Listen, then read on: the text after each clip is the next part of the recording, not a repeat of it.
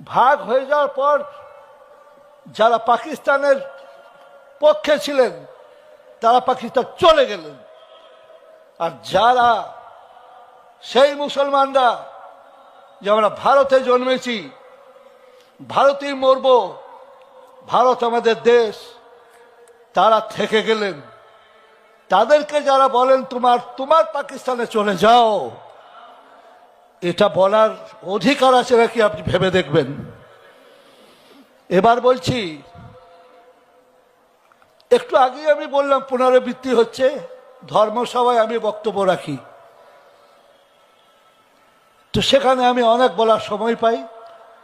একটা কথা আপনাদের স্মরণ করিয়ে দিচ্ছি যে যারা ভারতবর্ষের বাইরে পাকিস্তানে চলে গেলেন, কেউ কেউ জিতে গেলেন, কেউ কেউ হেরে গেলেন, বড় বড় চাকরি পেয়ে গেলেন, যারা শিল্পপতি পুঁজি নিয়ে গিয়ে তারা সব বড় বড় ব্যবসা খুললেন।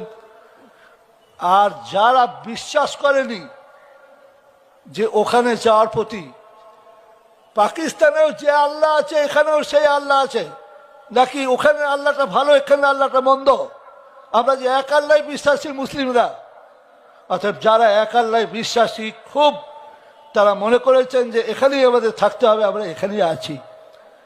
সবাই আপনারা আজকে একমত যে আমরা এখানেই থাকবো, সবই ঠিক, কিন্তু ইনসাফটা আমাদের থেকে উঠে গেছে। কীরকম? পাকিস্তানের যারা অমুসলমান তারা যদি এখানে চলে আসে অভাব অনটনের কারণে, যে কোনো কারণে, তাদের নাম দেওয়া হয়েছে শরণার্থী।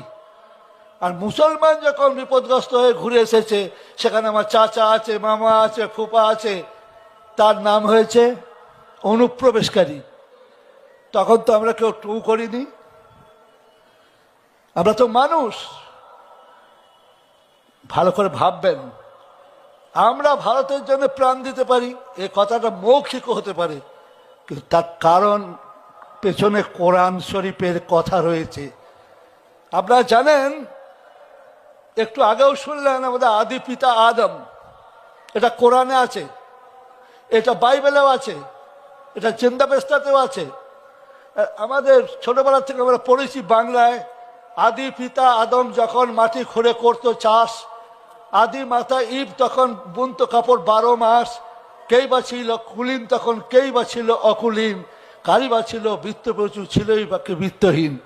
আমরা কোরআনে দেখেছি, কোরআনে আছে লেখা যে আদম হচ্ছে আমাদের প্রথম নবী আর প্রথম মানুষ, আর মানুষ জাতির পিতা।